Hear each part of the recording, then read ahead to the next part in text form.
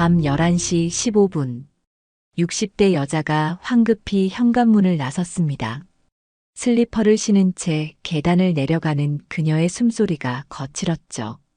앞서가는 젊은 여자의 뒷모습을 놓치지 않으려 안간힘을 쓰고 있었습니다. 검은색 원피스, 정성스럽게 만든 웨이브 머리, 그리고 향수 냄새까지. 젊은 여자는 누가 봐도 누군가를 만나러 가는 차림이었습니다. 그것도 아주 특별한 누군가를 말이죠. 나이든 여자의 얼굴에 분노가 스쳐 지나갔습니다. 그녀가 중얼거렸죠. 2년이 지나고도 벌써 다른 남자를. 골목을 돌아 큰 길로 나선 젊은 여자. 그녀의 걸음은 점점 빨라졌습니다. 마치 누군가를 간절히 만나고 싶어 하는 것처럼 말이죠. 뒤따르던 여자는 이를 악물었습니다. 그래, 오늘 다 밝혀내고 말겠어. 택시를 타는 젊은 여자. 황급히 뒤따라 택시를 잡은 나이든 여자. 그녀가 기사에게 다급히 말했습니다. 앞차 따라가 주세요. 15분쯤 달렸을까요? 택시가 멈춘 곳을 보고 나이든 여자는 깜짝 놀랐습니다. 화려한 네온 사인들이 즐비한 유흥가도 아니고 조용한 주택가도 아니었죠. 그곳은 젊은 여자가 건물 안으로 들어갔습니다. 나이든 여자도 조심스럽게 뒤를 따랐죠. 그런데 젊은 여자가 향한 곳을 보고 그녀는 그 자리에 얼어붙고 말았습니다. 대체 이곳은 어디일까요? 그리고 왜 젊은 여자는 매일 밤 이곳을 찾는 걸까요? 이 충격적인 진실이 궁금하시다면 잠시만 구독 버튼을 눌러주세요. 평범해 보이는 일상 속에 숨겨진 놀라운 반전들을 매일 전해드립니다. 알림 설정도 꼭 해주세요. 가슴 뭉클한 실화를 절대 놓치지 마시길 바랍니다. 자, 이제 처음부터 차근차근 들려드리겠습니다. 모든 것이 시작된 2년 전으로 거슬러 올라가 보죠. 2018년 어느 봄날, 27살의 소연은 세상에서 가장 행복한 여자였습니다. 결혼한 지 1년 사랑하는 남편 준수와의 신혼생활은 달콤함 그 자체였죠. 여보, 오늘도 늦어? 아침 식탁에서 소연이 물었습니다. 준수는 넥타이를 매면서 미안한 듯 웃었죠. 그가 대답했습니다. 미안해. 요즘 회사 일이 좀 많아서. 그래도 주말엔 꼭 같이 영화 보러 가자. 소연은 남편의 볼에 뽀뽀를 했습니다. 회사에서도 인정받는 성실한 남편이 자랑스러웠죠. 비록 신혼집은 작은 전셋집이었지만 둘이 함께라면 어떤 어려움도 이겨낼 수 있을 것 같았습니다. 그날 오후 소연은 병원에 갔습니다. 최근 들어 속이 메스껍고 어지러운 증상이 계속됐거든요. 검사를 마친 의사가 밝은 얼굴로 말했습니다. 축하합니다. 임신 6주예요. 소연은 믿을 수가 없었습니다. 손이 떨렸죠. 병원을 나와 곧장 남편 회사로 향했습니다. 점심시간 회사 앞 벤치에 앉은 준수에게 소연이 조심스럽게 말했습니다. 여보, 우리 아기 생겼어. 준수의 눈이 휘둥그레졌습니다. 그는 잠시 말을 잇지 못하다가 갑자기 소연을 꼭 안았죠. 그의 목소리가 떨렸습니다. 정말? 정말이야? 내가 아빠가 되는 거야? 두 사람은 서로를 바라보며 눈물을 흘렸습니다. 지나가는 사람들이 쳐다봤지만 상관없었죠. 그들에게는 온 세상이 축복으로 가득 찬 것만 같았습니다. 그날 저녁 집으로 돌아온 준수는 진지한 표정으로 소연의 손을 잡았습니다. 그가 말했죠. 소연아, 이제 우리 식구가 셋이 되는 거잖아. 내가 더 열심히 일해서 우리 아기한테 좋은 거 다 해주고 싶어. 소연이 대답했습니다. 그냥 지금처럼만 해줘도 돼. 우리 아기는 아빠가 있다는 것만으로도 행복할 거야. 하지만 준수의 생각은 달랐습니다. 그는 아내가 모르게 무언가를 계획하기 시작했죠. 며칠 후 준수는 퇴근 후 집에 오지 않았습니다. 밤 9시가 넘어서야 현관문이 열렸죠. 어디 갔다 이제 와? 소연이 걱정스럽게 물었습니다. 준수는 씩 웃으며 헬멧을 보여줬습니다. 나 오토바이 배달 아르바이트 시작했어. 저녁 시간대만 잠깐 하는 거야. 우리 아기 태어나면 기저귀도 사야 하고 분유도 사야 하잖아. 소연은 놀라서 말했죠. 위험한데. 그냥 우리 아껴 쓰면 되지. 굳이 그런 일까지. 하지만 준수는 단호했습니다. 난 우리 아기한테 최고의 아빠가 되고 싶어. 좋은 유모차도 사주고 좋은 옷도 입히고 싶다고. 걱정 마, 조심할게. 소연은 불안했지만 남편의 마음을 꺾을 수 없었습니다. 그렇게 준수는 낮에는 회사에서 저녁에는 배달 아르바이트를 시작했죠. 힘들어하면서도 그는 항상 웃었습니다. 뱃속 아기를 위해서라면 무엇이든 할 수 있을 것 같았거든요. 어느 날 밤 준수는 소연의 배에 귀를 대고 말했습니다. 아가야, 아빠야. 너를 만날 날만 기다리고 있어. 아빠가 열심히 일해서 내가 부족함 없이 잘할 수 있게 해줄게. 소연은 남편의 머리를 쓰다듬으며 말했죠. 우리 아기는 정말 좋은 아빠를 만났네. 그때까지만 해도 그들은 몰랐습니다. 며칠 후 모든 것이 산산조각 날 줄은요. 6월의 어느 금요일 저녁. 장마가 시작되면서 비가 억수같이 쏟아지고 있었습니다. 소연은 창밖을 바라보며 불안한 마음을 감출 수 없었죠. 벌써 밤 9시가 넘었는데 준수에게서 아무 연락이 없었습니다. 평소 같으면 배달을 시작하면서 꼭 문자를 보냈거든요. 오늘도 파이팅! 금방 갈게라는 짧은 메시지였지만 그것만으로도 소연은 안심이 됐었죠. 하지만 오늘은 달랐습니다. 전화를 걸어봤지만 준수는 받지 않았습니다. 소연은 배를 쓰다듬으며 중얼거렸죠.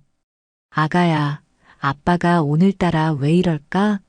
비가 많이 와서 바쁜가 봐. 시어머니 영자 씨가 거실로 나왔습니다. 그녀가 걱정스럽게 물었죠. 소연아, 준수 아직 연락 없니? 소연이 고개를 끄덕이자 영자 씨도 창밖을 바라봤습니다. 빗줄기는 점점 더 거세지고 있었죠. 그녀가 말했습니다. 이런 날은 배달 안 하면 좋을 텐데. 돈이 뭐라고. 바로 그때였습니다. 현관 초인종이 울렸죠. 소연은 벌떡 일어났습니다. 준수가 온 줄 알았거든요. 하지만 문을 열자 그곳에는 낯선 경찰관 2명이 서 있었습니다. 이준수 씨 가족분이신가요? 소연의 얼굴이 하얗게 질렸습니다. 다리가 후들거렸죠. 영자 씨가 황급히 며느리를 부축하며 물었습니다. 우리 아들한테 무슨 일이라도. 경찰관이 무거운 목소리로 말했습니다. 병원으로 가셔야 할 것 같습니다. 병원까지 가는 길이 그렇게 길게 느껴진 적은 없었습니다. 경찰차 안에서 소연은 계속 중얼거렸죠. 아니야, 아무 일 없을 거야. 그냥 다친 거야. 곧 나을 거야. 하지만 병원 응급실에 도착했을 때 의사의 표정을 보고 모든 것을 알 수 있었습니다. 흰 천으로 덮인 침대. 그 아래로 보이는 익숙한 운동화. 소연은 그 자리에 주저앉았습니다. 안 돼. 안 돼. 준수야. 일어나. 우리 아기 아빠 해야 하잖아. 영자 씨도 아들의 차가운 손을 잡고 오열했습니다. 믿을 수가 없었죠.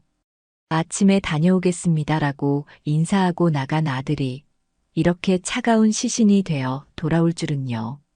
경찰관이 사고 경위를 설명했습니다. 빗길에 미끄러진 차량이 중앙선을 침범했고 준수의 오토바이와 정면 충돌했다는 것이었죠. 준수는 즉사였습니다. 29살의 젊은 나이에 세상을 떠난 것입니다. 소연은 갑자기 배를 움켜잡았습니다. 극심한 충격으로 복통이 시작된 것이었죠. 그녀가 비명을 질렀습니다. 아, 아파요. 배가, 아기가. 의료진이 황급히 소연을 응급실로 옮겼습니다. 하지만 이미 늦었죠. 태어나지도 못한 아기는 아빠를 따라 하늘로 떠나고 말았습니다. 이틀 후 장례식장. 소연은 넋이 나간 사람처럼 앉아 있었습니다. 사람들이 와서 위로의 말을 건넸지만 아무것도 들리지 않았죠. 눈앞에는 준수의 영정사진만 보였습니다. 환하게 웃고 있는 그 사진이 너무나 원망스러웠습니다. 영자 씨가 며느리 옆에 앉아 말했습니다. 소연아, 너무 자책하지 마. 내 잘못이 아니야. 하지만 소연은 고개를 저었습니다. 만약 자신이 배달 아르바이트를 말렸다면, 만약 그날 비가 와서 하지 말라고 붙잡았다면, 수많은 만약이 그녀를 괴롭혔죠. 장례를 마치고 집으로 돌아온 날, 소연은 준수의 옷장을 열었습니다. 그의 향기가 아직 남아 있었죠. 옷 주머니에서 작은 쪽지를 발견했습니다. 준수의 글씨였죠. 우리 아기 이름 후보 마이너스 하은 여자, 하준 남자. 하늘이 준 선물이라는 뜻. 소연아, 우리 아기는 정말 하늘이 준 선물이야.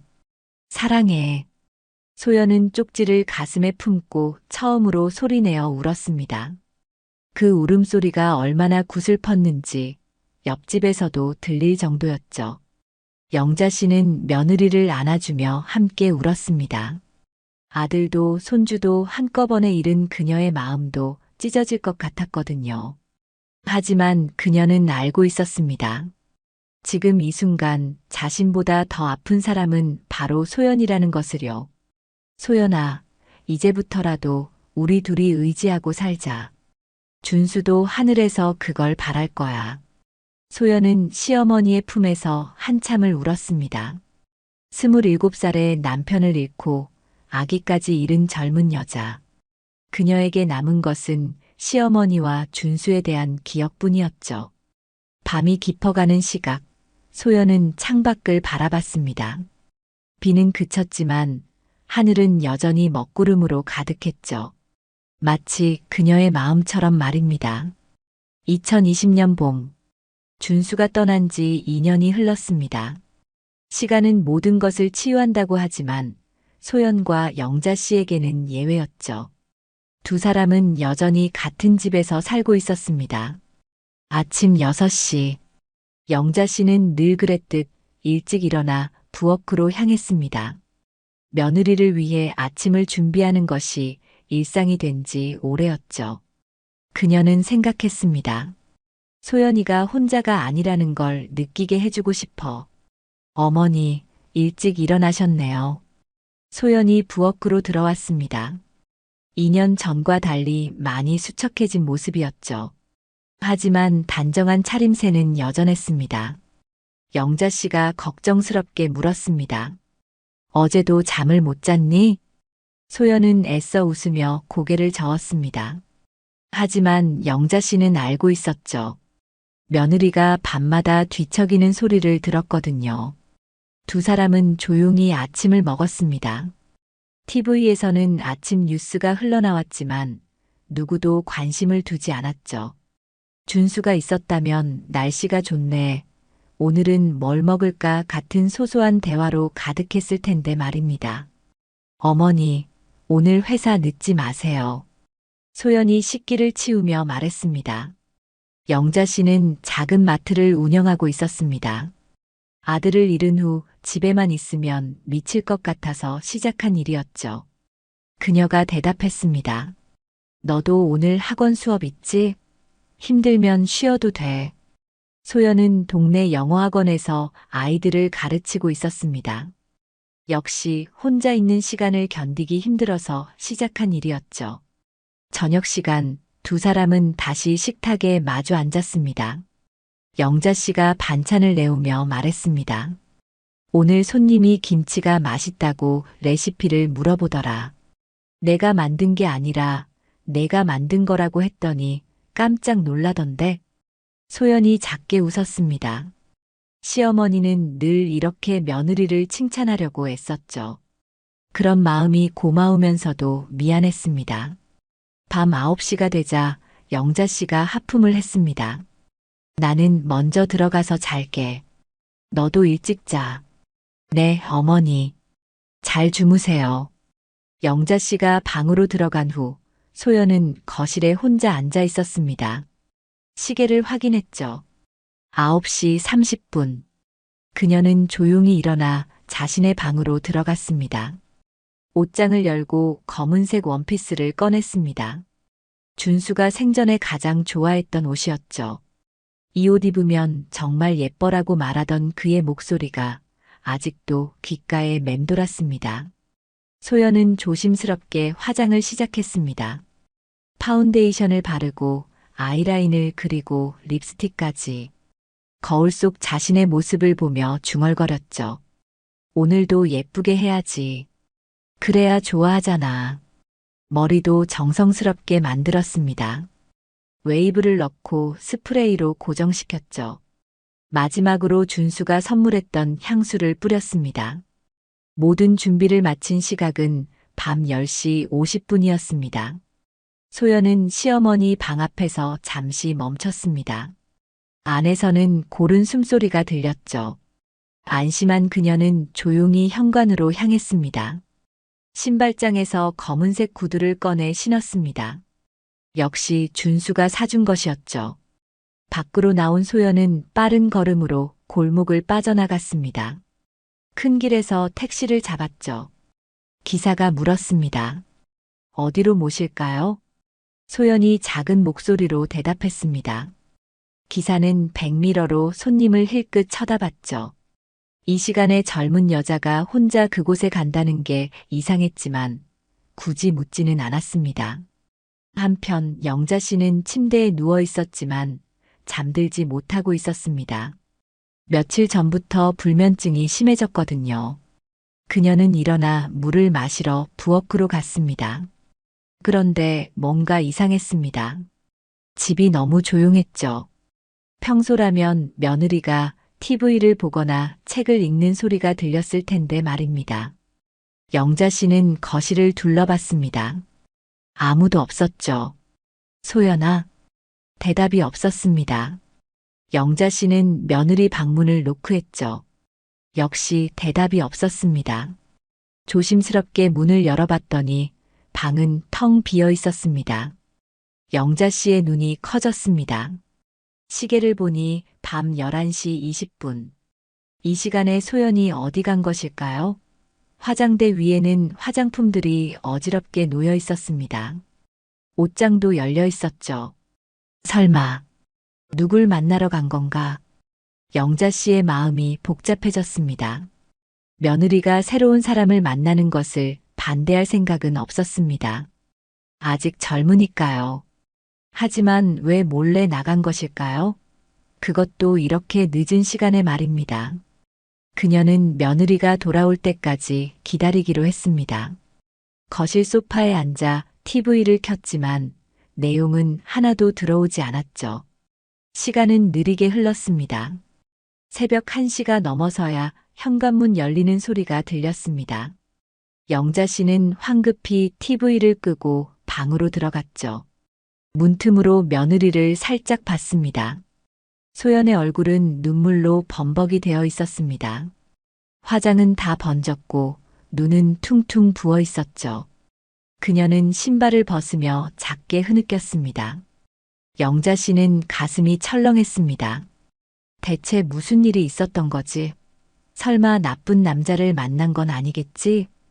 다음 날 아침 영자 씨는 밤새 한숨도 자지 못한 얼굴로 부엌에 서 있었습니다. 며느리의 울던 모습이 자꾸만 눈앞에 아른거렸죠. 과연 어떤 일이 있었던 걸까요?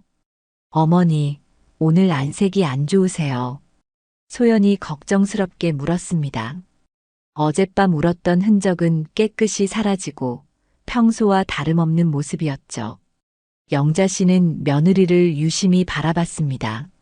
정말 아무 일도 없었다는 듯 태연한 모습이 오히려 더 이상했습니다. 영자 씨가 조심스럽게 물었습니다. 소연아, 어제 잘 잤니? 네, 잘 잤어요. 소연의 대답은 너무나 자연스러웠습니다. 영자 씨는 더 이상 묻지 못했습니다. 며느리가 뭔가를 숨기고 있다는 건 분명했지만 대놓고 추궁할 수는 없었죠. 그녀는 마음속으로 결심했습니다. 오늘 밤에도 나가는지 확인해 봐야겠어. 그날 밤 영자 씨는 일부러 평소보다 일찍 방에 들어갔습니다. 오후 8시 30분 그녀가 하품을 하며 말했죠. 오늘 왜 이렇게 피곤한지 모르겠네. 먼저 들어가 잘게. 소연이 대답했습니다. 네, 푹 쉬세요. 영자 씨는 방에 들어가 불을 끄고 침대에 누웠습니다. 하지만 잠들지 않았죠. 귀를 쫑긋 세우고 밖의 소리에 집중했습니다. 9시, 10시. 시간이 흐를수록 긴장감이 높아졌습니다. 10시 45분경 드디어 움직임이 느껴졌습니다. 며느리 방에서 옷장 여는 소리가 들렸죠. 영자 씨는 조용히 일어나 문틈으로 밖을 살폈습니다. 복도를 지나가는 소연의 모습이 보였습니다. 또 그 검은 원피스를 입고 있었죠. 게다가 손에는 무언가를 들고 있었습니다. 꽃다발처럼 보였는데 정확히는 알 수 없었습니다. 현관문이 닫히는 소리가 들린 후 영자 씨는 서둘러 옷을 갈아입었습니다. 그리고 조심스럽게 뒤를 따랐죠. 다행히 소연은 걸어서 이동하고 있었습니다. 영자 씨는 충분한 거리를 두고 따라갔습니다. 소연이 큰 길에서 택시를 잡는 것을 보고 영자 씨도 황급히 택시를 탔습니다. 영화에서나 보던 일을 실제로 하게 될 줄은 몰랐죠. 기사에게 말했습니다. 앞 택시 따라가 주세요. 기사가 이상한 눈빛으로 쳐다봤지만 영자 씨는 신경 쓰지 않았습니다. 지금 중요한 건 며느리가 어디로 가는지 확인하는 것이었으니까요. 15분쯤 지났을까요? 택시가 멈춘 곳은 영자 씨가 전혀 예상하지 못한 장소였습니다.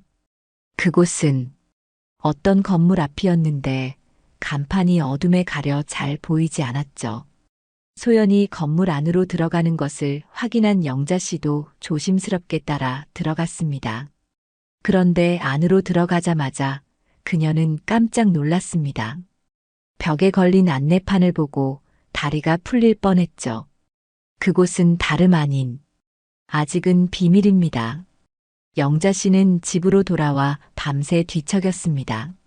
머릿속이 복잡했죠. 과연 며느리에게 무슨 사연이 있는 걸까요? 왜 그곳에 매일 밤 가는 걸까요? 다음 날부터 영자 씨는 며느리를 더욱 세심하게 관찰했습니다. 그리고 놀라운 사실을 발견했죠. 소연은 매일 밤 11시가 되면 어김없이 외출을 했습니다. 월요일도 화요일도 수요일도 단 하루도 빠짐없이 말입니다. 주말 오후 영자 씨는 오랜 친구인 정숙 씨를 만났습니다. 고민이 많은 표정을 보고 정숙 씨가 물었죠. 무슨 일 있어? 얼굴이 반쪽이 됐네. 영자 씨는 한참을 망설이다가 입을 열었습니다. 우리 며느리 말이야. 요즘 이상해. 정숙 씨가 놀라며 물었습니다. 소연이가 그 착한 애가 왜? 영자 씨가 목소리를 낮추며 말했습니다. 매일 밤 11시에 예쁘게 차려입고 나가. 새벽에 울면서 들어오고. 정숙 씨의 눈이 커졌습니다. 그녀가 조심스럽게 말했죠. 혹시 새로운 사람 만나는 거 아닐까? 그런데 뭔가 복잡한 관계라서 영자 씨도 그런 생각을 하고 있었습니다. 예를 들어 유부남을 만난다거나 아니면 나쁜 사람에게 속고 있다거나 여러 가지 최악의 시나리오가 머릿속을 맴돌았죠. 정숙 씨가 말했습니다. 그래도 소연이는 똑똑한 애야. 나쁜 선택은 안 할 거야. 하지만 영자 씨는 불안했습니다. 아들을 잃은 것도 모자라 며느리마저 잘못된 길로 빠진다면 그녀는 견딜 수 없을 것 같았거든요.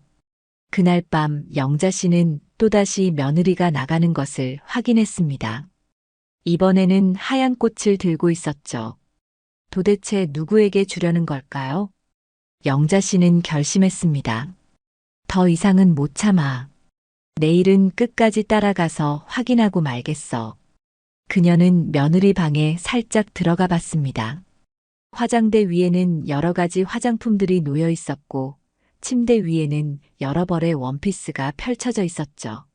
마치 데이트를 준비하는 젊은 여자의 방 같았습니다. 영자 씨의 마음이 무거워졌습니다. 준수가 죽은 지 2년.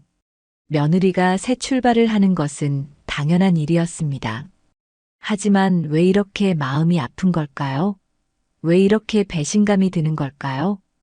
그녀는 준수의 사진을 바라봤습니다. 환하게 웃고 있는 아들의 얼굴. 만약 준수가 살아있다면 뭐라고 했을까요? 아마도 이렇게 말했겠죠. 엄마, 소연이가 행복했으면 좋겠어요. 하지만 영자 씨는 아직 준비가 되지 않았습니다. 며느리를 보내줄 마음의 준비가 말입니다. 그래서 더욱 확인하고 싶었죠. 과연 소연이 만나는 사람이 누구인지, 정말 좋은 사람인지 말입니다.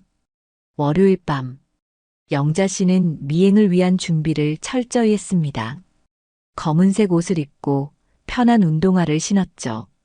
핸드폰도 무음으로 설정했습니다. 마치 첩보 영화의 주인공이 된 것 같은 기분이었지만 전혀 설레지 않았습니다. 오히려 가슴이 답답하고 무거웠죠. 저녁 8시 영자 씨는 평소처럼 먼저 방에 들어간다고 말했습니다. 소연은 여전히 아무것도 모르는 표정으로 인사했죠. 네, 잘 주무세요. 영자 씨는 방에서 기다렸습니다. 시계만 쳐다보며 시간을 확인했죠. 9시, 10시, 10시 30분. 드디어 10시 45분이 되자 며느리 방에서 움직임이 시작됐습니다. 문틈으로 살펴보니 소연은 오늘도 검은색 원피스를 입고 있었습니다. 그런데 평소와 다른 점이 하나 있었죠. 오늘은 작은 가방을 들고 있었습니다. 그 안에 무엇이 들어있는지는 알 수 없었지만요. 소연이 현관을 나서자 영자 씨도 조용히 뒤를 따랐습니다. 오늘은 걸어서 가는 것 같았습니다. 두 사람 사이의 거리는 약 50m. 충분히 안전한 거리였죠. 소연의 걸음은 빨랐습니다. 목적지가 확실한 사람의 걸음걸이였죠. 영자 씨는 숨을 헐떡이며 따라갔습니다. 60이 넘은 나이에 이런 일을 하게 될 줄은 정말 몰랐습니다. 15분쯤 걸었을까요? 소연이 어느 건물 앞에서 멈춰 섰습니다. 영자 씨는 전봇대 뒤에 숨어 지켜봤죠. 건물 입구의 간판이 희미한 불빛에 비쳐 보였습니다. 시립 납골당. 영자 씨는 자신의 눈을 의심했습니다. 납골당? 왜 납골당에? 설마 준수를 만나러? 그녀는 가슴이 철렁 내려앉았습니다. 며느리가 매일 밤 남편을 만나러 납골당에 간다는 것이 믿기지 않았죠. 그것도 2년 동안 단 하루도 빠짐없이 말입니다. 영자 씨는 건물 안으로 들어갔습니다. 늦은 시간이라 로비는 조용했죠. 경비원이 의아한 눈빛으로 쳐다봤지만 영자 씨는 신경 쓰지 않았습니다. 엘리베이터가 멈춘 층수를 확인했죠. 3층이었습니다. 계단으로 조용히 올라간 영자 씨. 3층 복도는 어두웠지만 한쪽 끝에서 불빛이 새어나오고 있었습니다. 그리고 희미하게 들리는 소리. 누군가의 흐느낌이었죠.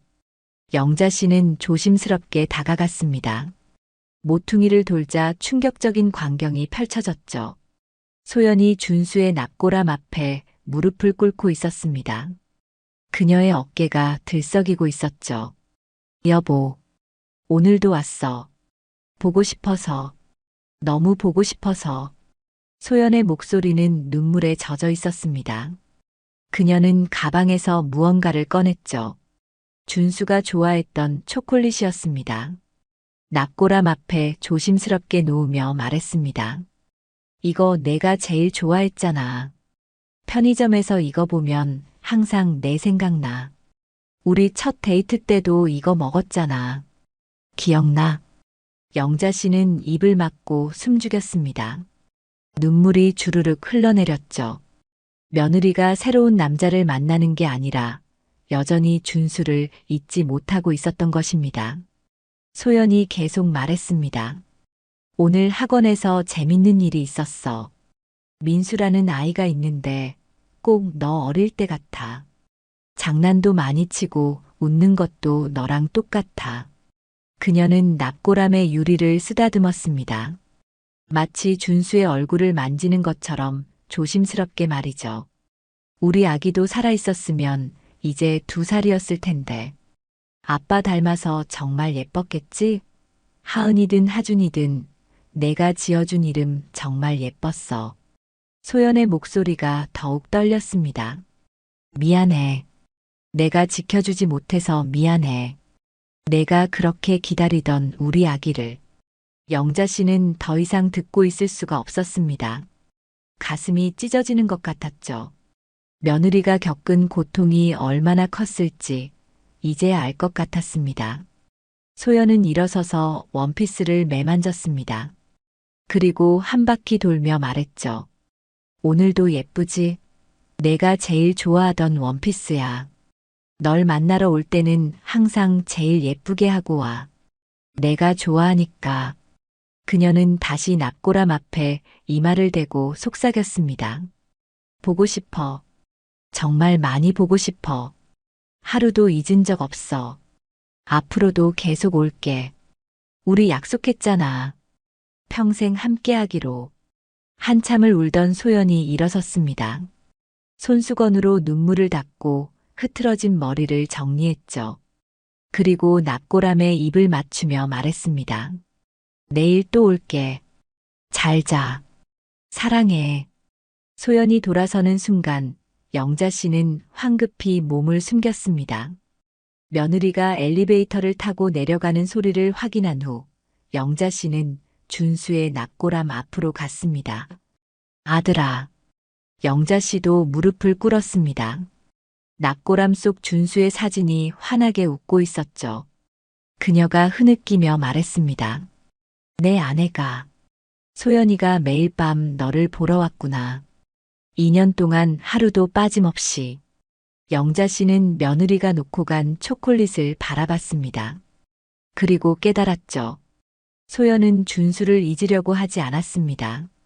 오히려 더 깊이 사랑하고 있었던 것입니다. 집으로 돌아오는 길 영자 씨의 마음은 복잡했습니다. 며느리를 의심했던 자신이 부끄러웠고 동시에 소연이 너무 안쓰러웠습니다. 2년 동안 혼자 그 아픔을 삼키며 살아왔을 며느리를 생각하니 가슴이 미어졌죠. 집에 도착했을 때 소연은 이미 방에 들어가 있었습니다.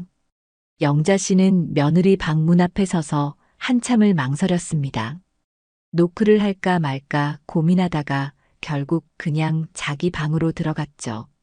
그날 밤 영자 씨는 한숨도 자지 못했습니다. 머릿속에는 납골함 앞에서 울던 며느리의 모습만 떠올랐습니다. 그리고 결심했죠. 이제 무엇을 해야 할지 말입니다. 다음 날 아침 영자 씨는 평소보다 일찍 일어났습니다. 어제 본 광경이 머릿속에서 떠나지 않았죠. 부엌에서 아침을 준비하면서도 계속 생각에 잠겨 있었습니다. 어머니, 오늘 일찍 일어나셨네요. 소연이 나왔습니다. 눈이 약간 부어 있었지만 애써 밝은 표정을 지으려 노력하는 게 보였죠. 영자 씨는 며느리를 바라보며 가슴이 아팠습니다. 매일 밤 울고 와서는 아침에는 아무렇지 않은 척하는 이 아이가 얼마나 힘들었을까요? 영자 씨가 조심스럽게 말했습니다. 소연아, 오늘 저녁에 시간 있니? 같이 산책이라도 할까? 소연이 놀란 듯 시어머니를 바라봤습니다. 평소에는 이런 제안을 하지 않았거든요. 그래도 거절할 수는 없었죠. 네, 좋아요. 그날 저녁 7시 두 사람은 동네 공원을 걸었습니다. 벚꽃이 막 피기 시작한 봄날이었죠. 영자 씨가 먼저 입을 열었습니다. 소연아, 준수 많이 보고 싶지? 갑작스러운 질문에 소연이 걸음을 멈췄습니다. 눈가가 붉어지는 게 보였죠. 그녀가 작게 대답했습니다. 네, 많이 보고 싶어요. 영자 씨가 며느리의 손을 잡았습니다. 나도 그래. 하루도 잊은 적 없어. 우리 아들, 정말 좋은 남편이었지? 소연의 눈에서 눈물이 흘러내렸습니다. 시어머니가 준수 이야기를 먼저 꺼낸 것은 처음이었거든요. 서로 아프니까 피해왔던 이야기였죠. 영자 씨가 계속 말했습니다. 준수가 너를 정말 사랑했어. 결혼하고 나서 회사에서도 매일 내 자랑만 했다고 하더라. 우리 아내가 이렇게 예쁘고 요리도 잘하고 착하다고. 소연이 울며 웃었습니다. 저도 준수 자랑 많이 했어요. 친구들이 질릴 정도로요. 두 사람은 벤치에 앉았습니다. 영자 씨가 하늘을 바라보며 말했죠. 준수가 떠난 후에 내가 왜 계속 우리 집에 있는지 궁금했어. 젊은 나이에 새 출발을 해도 되는데 말이야. 소연이 고개를 숙이며 대답했습니다. 준수가 있었던 곳이니까요. 여기서 살면 준수가 아직 옆에 있는 것 같아요. 아침에 일어나면 좋은 아침이라고 인사할 것 같고, 저녁에는 다녀왔어요 라고 들어올 것 같아요. 영자 씨의 가슴이 먹먹해졌습니다. 그녀가 물었죠. 힘들지 않니? 매일 그 기억 속에서 사는 게. 소연이 눈물을 닦으며 말했습니다. 힘들어요. 정말 힘들어요. 하지만 준수를 잊는 게 더 무서워요. 시간이 지나면 기억이 흐려진다고 하잖아요. 그게 너무 무서워요. 영자 씨는 며느리를 꼭 안아줬습니다. 처음으로 시어머니와 며느리가 아닌 같은 사람을 사랑하고 잃은 두 여자로서 서로를 아는 것이었죠. 소연아, 준수는 절대 잊혀지지 않을 거야. 우리가 살아있는 한 계속 기억될 거야. 며칠이 지난 어느 날 영자 씨는 오래된 앨범을 꺼냈습니다. 준수의 어린 시절 사진들이 가득했죠. 그녀는 소연을 불렀습니다. 이것 봐. 준수 초등학교 입학식 사진이야. 이때 얼마나 긴장했는지 아침부터 화장실만 5번을 갔어. 소연이 사진을 보며 웃었습니다. 정말 귀여워요. 준수 어릴 때 모습 처음 봐요. 영자 씨는 한 장 한 장 넘기며 준수의 이야기를 들려줬습니다. 중학교 때 첫사랑 이야기, 고등학교 때 대학 입시로 고생한 이야기, 군대에서 보낸 편지들. 소연은 모든 이야기를 눈을 빛내며 들었죠. 이건 준수가 너를 처음 데려왔을 때야. 기억나? 사진 속에는 쑥스러워하는 소연과 준수가 있었습니다. 영자 씨가 말했죠. 그날 준수가 나한테 그랬어. 엄마, 이 사람이랑 결혼할 거예요. 이 사람이 아니면 안 돼요라고. 소연이 놀라며 물었습니다. 정말요? 그런 말을 했어요? 영자 씨가 고개를 끄덕였습니다. 그래. 그리고 또 이런 말도 했어. 소연이는 내가 꼭 지켜줄 거예요. 평생 행복하게 해줄 거예요 라고. 두 사람은 한참 동안 사진을 보며 준수를 추억했습니다. 웃다가 울고 울다가 웃는 시간이었죠. 하지만 이상하게도 마음이 따뜻해졌습니다. 혼자가 아니라는 것, 같이 준수를 기억하는 사람이 있다는 것이 위로가 됐으니까요. 그날 밤 10시 영자 씨는 일부러 거실에 앉아 있었습니다. 소연이 외출 준비를 하고 나오자 영자 씨가 말했습니다. 소연아. 소연이 깜짝 놀라 멈춰 섰습니다. 들킨 것 같아 당황한 표정이었죠. 영자 씨가 부드럽게 말했습니다. 준수 보러 가는 거지. 소연의 눈이 커졌습니다. 시어머니가 알고 있었다는 사실에 놀란 것이었죠. 그녀가 고개를 숙이며 작게 대답했습니다. 네. 죄송해요. 말씀드렸어야 하는데. 영자 씨가 일어나 며느리에게 다가갔습니다. 미안해할 거 없어. 오히려 내가 고마워. 준수를 이렇게 사랑해줘서. 그녀는 품에서 무언가를 꺼냈습니다. 작은 사진이었죠. 이거 가져가. 준수 제일 좋아하는 사진이야. 내가 찍어준 거래. 사진 속 준수는 환하게 웃고 있었습니다. 소연이 눈물을 흘리며 사진을 받았죠. 영자 씨가 말했습니다. 앞으로는 혼자 가지 말고 가끔은 같이 가자. 우리 아들도 두 사람이 오면 더 좋아할 거야. 소연이 시어머니를 꼭 안았습니다. 어머니, 감사해요. 정말 감사해요. 영자 씨도 며느리를 꼭 안아줬습니다. 두 사람은 한참을 그렇게 서로를 안고 있었죠. 준수라는 한 사람을 통해 만났지만 이제는 서로에게 없어서는 안 될 가족이 된 두 사람. 그들의 아픔은 여전했지만 이제 혼자가 아니었습니다. 일주일 후 저녁 영자 씨는 소연에게 말했습니다. 오늘 같이 갈까? 소연은 시어머니의 말뜻을 바로 알아들었습니다. 준수를 만나러 가자는 것이었죠. 그녀가 고개를 끄덕였습니다. 네, 좋아요. 두 사람은 함께 외출 준비를 했습니다. 영자 씨도 단정하게 차려입었죠. 준수가 좋아했던 남색 블라우스를 입었습니다. 소연은 여전히 검은색 원피스를 입었지만 오늘은 왠지 마음이 달랐습니다. 혼자가 아니라는 것이 큰 위안이 됐거든요. 납골당으로 가는 길 두 사람은 나란히 걸었습니다. 영자 씨가 말했습니다. 소연아, 혹시 불편하면 말해. 내가 준수와 단둘이 있고 싶을 수도 있으니까.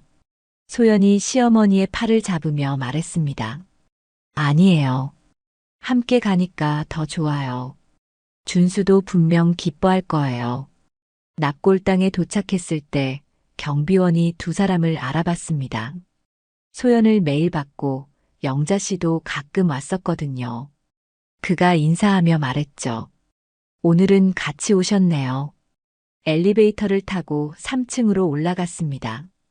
준수의 납골함 앞에 선 두 사람. 영자 씨가 먼저 말했습니다. 아들아, 엄마야. 오늘은 소연이랑 같이 왔어. 소연도 인사했습니다. 여보, 오늘은 어머니랑 같이 왔어. 우리 이제 서로 의지하기로 했어. 영자 씨는 가방에서 준수가 좋아했던 과자를 꺼냈습니다. 소연은 늘 그랬듯 초콜릿을 놓았죠.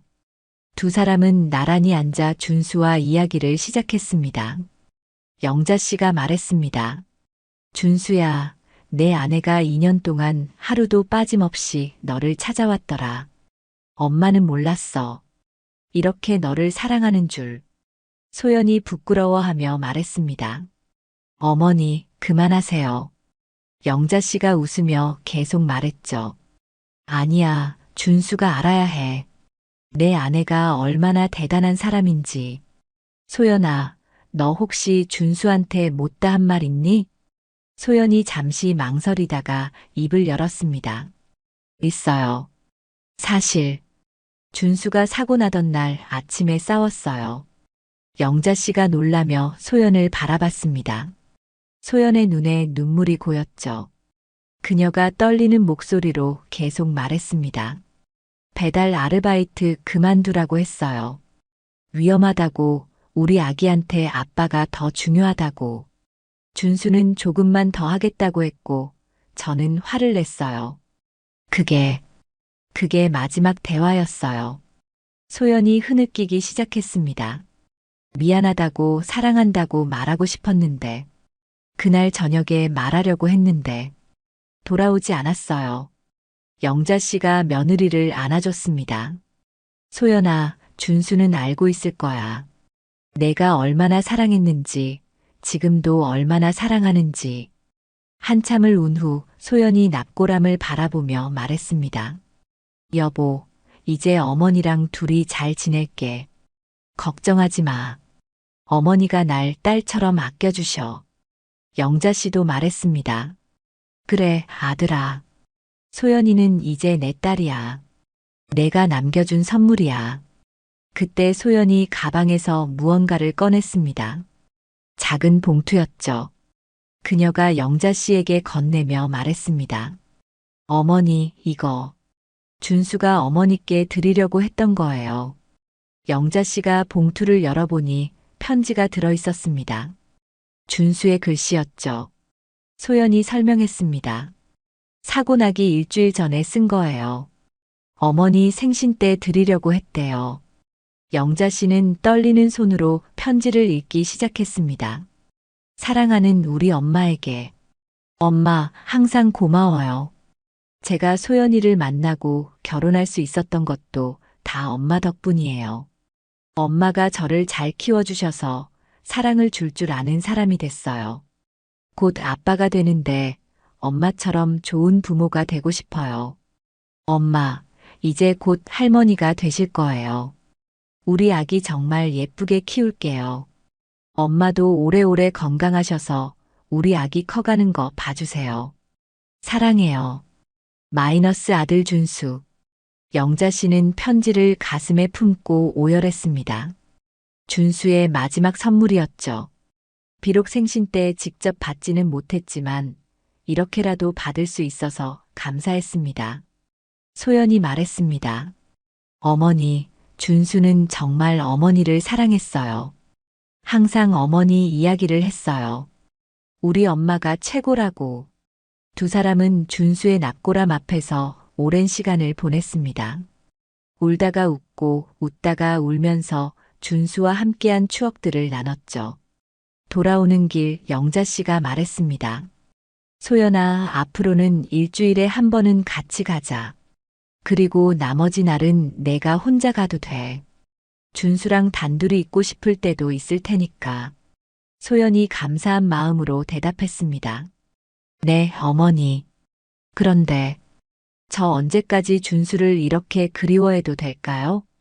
영자 씨가 며느리의 손을 꼭 잡으며 말했습니다. 평생이야. 평생 그리워해도 돼. 그게 사랑이니까. 다만 그 그리움이 너를 아프게만 하지 않았으면 좋겠어. 준수도 그걸 바랄 거야. 집에 도착한 두 사람은 따뜻한 차를 마시며 이야기를 이어갔습니다. 영자 씨가 말했습니다. 소연아, 혹시 나중에 좋은 사람 만나면. 소연이 고개를 저으며 말했습니다. 어머니, 전 괜찮아요. 준수 하나로 충분해요. 그리고 어머니가 계시잖아요. 영자 씨는 며느리의 진심을 느낄 수 있었습니다. 그녀가 말했죠. 그래, 우리 둘이 서로 의지하면서 살자. 준수 목까지 행복하게. 그날 밤 소연은 처음으로 울지 않고 잠들었습니다. 시어머니와 함께 준수를 추억하고 서로를 위로한 것이 큰 힘이 됐거든요. 영자 씨도 마찬가지였습니다. 며느리와 함께라면 이 아픔을 견딜 수 있을 것 같았죠.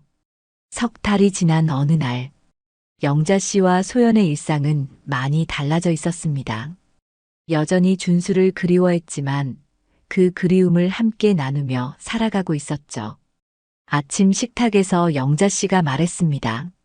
소연아, 오늘 준수 기일이야. 소연이 고개를 끄덕였습니다. 네, 알아요. 오늘은 꽃을 많이 준비했어요. 두 사람은 함께 준수가 좋아했던 음식들을 준비했습니다.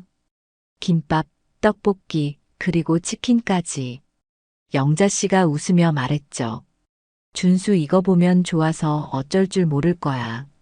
납골당에 도착했을 때 의외의 사람들이 기다리고 있었습니다. 준수의 대학 친구들이었죠. 그들이 인사하며 말했습니다. 어머니, 형수님, 저희도 준수 보러 왔어요. 소연이 놀라며 물었습니다. 어떻게 알고?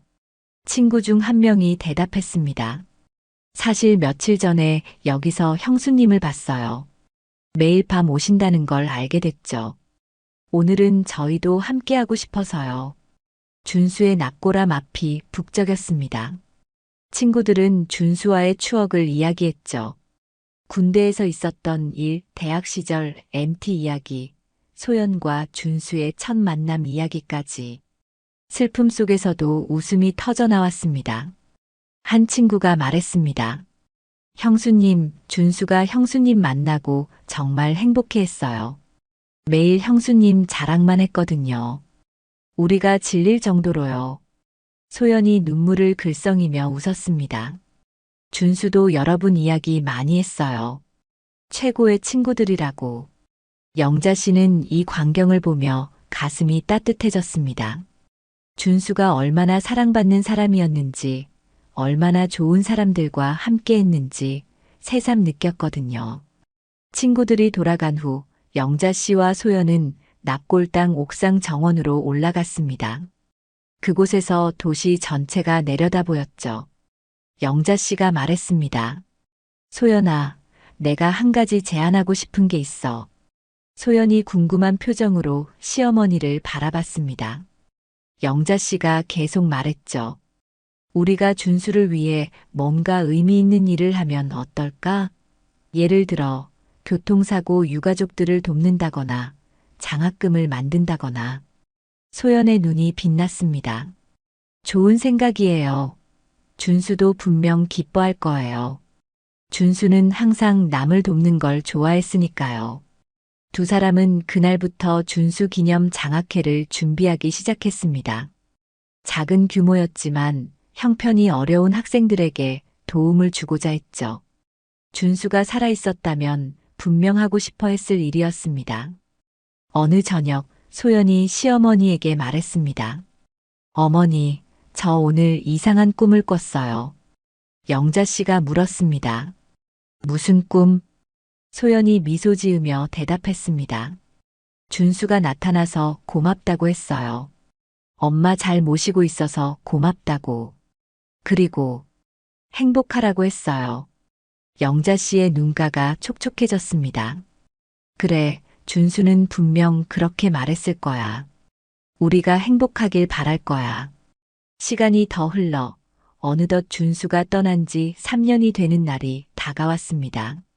소연은 여전히 매일 밤 납골당을 찾았지만 이제는 울지 않았습니다. 대신 준수에게 하루 있었던 일을 이야기하고 때로는 책을 읽어주기도 했죠. 영자 씨는 며느리가 변화하는 모습을 지켜봤습니다. 여전히 준수를 사랑하지만 이제는 그 사랑이 그녀를 가두지 않았죠. 오히려 더 강하게, 더 따뜻하게 만들어주고 있었습니다. 어느 날 소연이 영자 씨에게 말했습니다. 어머니, 저 이제 알 것 같아요. 뭘? 소연이 대답했습니다. 사랑하는 사람을 잃는다는 게 끝이 아니라는 걸요. 준수는 여전히 제 안에, 어머니 안에, 그리고 준수를 기억하는 모든 사람들 안에 살아있어요. 영자 씨가 며느리의 손을 잡았습니다. 그래, 맞아. 준수는 우리와 함께 있어. 그날 밤 소연은 평소처럼 납골당으로 향했습니다. 하지만 오늘은 특별한 날이었죠. 처음으로 웃으면서 준수를 만나러 가는 날이었습니다.